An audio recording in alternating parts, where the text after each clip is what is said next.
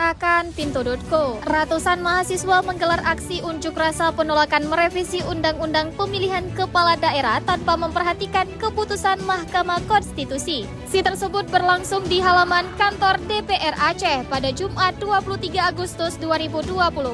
Pantauan Pintu.co di lokasi masa aksi yang tergabung dari berbagai kampus di Banda Aceh, yaitu Universitas Syekh Kuala, Universitas Islam Negeri, dan kampus lainnya.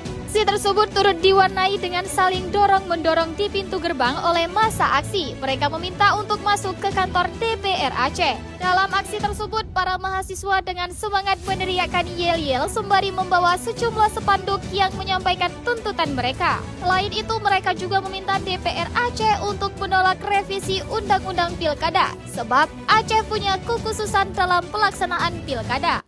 Mau tahu berita terupdate tentang Aceh? Baca berita selengkapnya di Pintu.co.